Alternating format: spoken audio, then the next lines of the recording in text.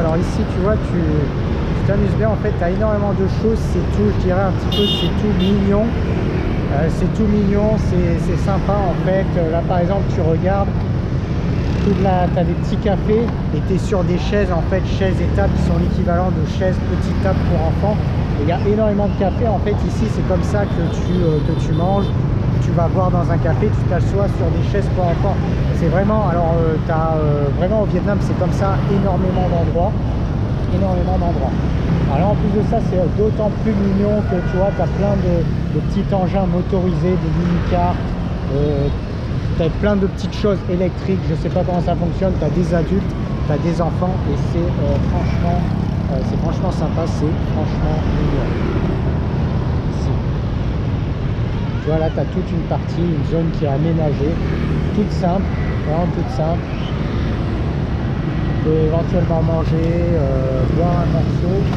Et il y a plein de petits engins motorisés. Et il y a les enfants, il y a même les adultes qui en font. Et voilà. Donc ici effectivement c'est... alors il faut savoir effectivement au niveau des tables pour enfants, choses comme ça. Alors tables pour enfants, moi je te dis ça parce que par rapport à notre culture c'est des tables pour enfants. Par rapport à leur culture en fait c'est pas des tables pour enfants ou quoi que ce soit. C'est tout simplement quelque chose qui est normal. Simplement quelque chose qui est normal. Donc tu vas venir s'asseoir en fait sur une sorte de petite chaise en plastique qui est très basse à 40 cm du sol et puis une petite table en plastique et une petite chaise. En fait c'est comme ça dans la moitié des endroits ici. Donc tu as pareil pour les cafés, au sur le tu as une moitié des cafés où tu vas avoir des intérieurs super bien aménagés. Le café, tu as des prises, des choses comme ça. Et après, tu as toute la partie, l'autre moitié des cafés, en fait, c'est des cafés qui sont ouverts sur l'extérieur. En fait, tu as des chaises partout, tu as des tables partout. Sauf que tout, c'est des petites chaises pour enfants. Et énormément de choses sont comme ça. Pareil pour les restos, tous les restos de rue, c'est tu manges sur des chaises pour enfants. Alors, c'est tout mignon, hein, c'est tout mignon, c'est franchement sympa à voir. Alors, moi, en fait, ça va parce que je suis pas très grand. Moi, je suis quelqu'un qui fait petit. Donc du coup ça me pose pas trop de problèmes. Après effectivement la personne qui fait 2 mètres ça peut devenir un petit peu compliqué. Mais bon, de manière générale les Vietnamiens sont pas grands non plus, donc forcément ça passe beaucoup mieux. Mais surtout c'est dans leur culture. Donc dans leur culture c'est on vient s'asseoir sur des petites chaises, tables pour enfants, choses comme ça. Et c'est aménagé vraiment de cette façon là. La moitié des cafés, la moitié des petits restaurants qui sont ouverts, c'est vraiment tu t'assois sur des chaises pour enfants, tables pour enfants. Alors quand on dit chaises pour enfants, tables pour enfants, là c'est ce que je dis, mais en fait pour la culture par exemple vietnamienne, c'est simplement une façon normale, hein. Ça peut être des chaises normales, des chaises normales, et ainsi de suite. Alors là en fait je me suis mis dans un endroit où je pense que je vais pas pouvoir traverser, parce que là c'est vraiment très compliqué. Donc tu vois un petit peu en fait le chaos qui se passe ici sur la route. C'est quand même un sacré chaos. Bon, ça c'est un petit peu un problème on va dire, mais bon, des fois c'est quand même assez marrant avec du recul. Bon, c'est la première fois que tu viens ici, ça va pas te faire rire, après quand tu as un petit peu de recul sur l'Asie, quand tu as un petit peu de recul sur ce type d'endroit là, en fait ça fait un petit peu rigoler de voir le bordel en fait sur la route.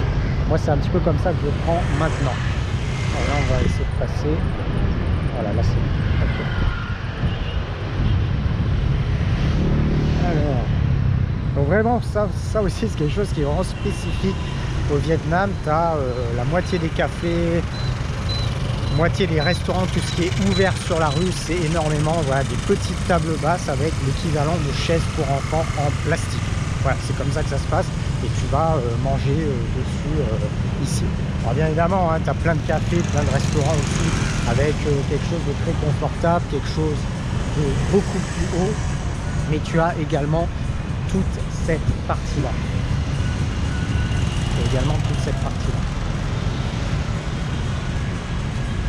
Alors je vais continuer un petit peu. Alors en termes de shopping mall à Da Nang par exemple, il n'y a pas beaucoup de shopping mall, il y en a un grand et c'est justement celui-là où je viens d'arriver ici. Donc ça c'est le shopping mall principal de Da Nang.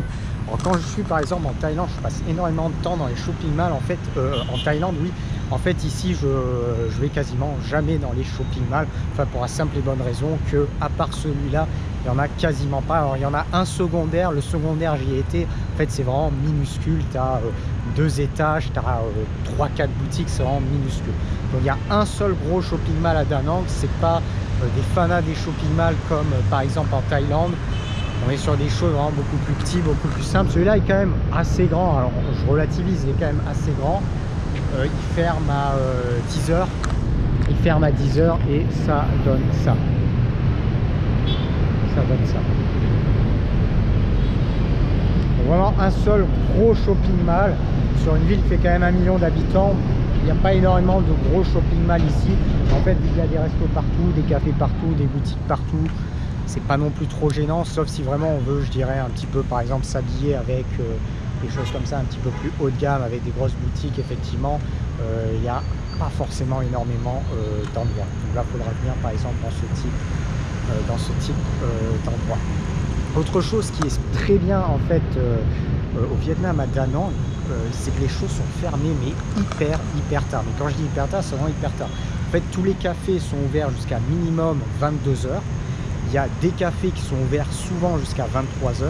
Même les petits cafés qui sont, comme je l'explique, en fait ouverts avec des chaises de rue, enfin des petites chaises, l'équivalent de petites chaises pour enfants. Vous avez des cafés qui des fois sont ouverts jusqu'à minuit, 1 h du matin. Il y a même 2-3 cafés qui sont ouverts 24 h sur 24. Et c'est en fait pareil pour les restaurants. Alors, toute la gamme de restaurants un peu développée, grosso modo, c'est 22 h. Par contre, il y a énormément de petits restaurants un peu partout. Ça continue 23 h, minuit, des fois un petit peu plus. Et puis en fait ils s'adaptent un petit peu des fois avec la clientèle. C'est-à-dire que c'est le week-end, ils vont fermer un peu plus tard. S'ils voient qu'il y a des gens encore à minuit, ils vont continuer de servir et ainsi de suite. Donc vraiment là, c'est ouvert mais hyper tard. Même il y a plein de cafés, c'est ouvert jusqu'à 23 h. Donc effectivement, c'est ça par exemple, j'aime bien. Si tu as envie de... Moi par exemple, j'aime bien manger tard le soir. Ça veut dire que en général, je mange milieu d'après-midi et après j'aime bien manger tard le soir, pas avant 22 h. Bah, ici, c'est vrai que c'est pas mal parce que je trouve encore des choses ouvertes. Il y a toujours des trucs où je peux manger après 22 h sans aucun problème. Allez, on va s'arrêter avec cette petite vidéo. Si tu as aimé ce truc, n'hésite pas, abonne-toi à la chaîne, mais également des likes. Puis pour une autre vidéo, je te dis à bientôt. Ciao.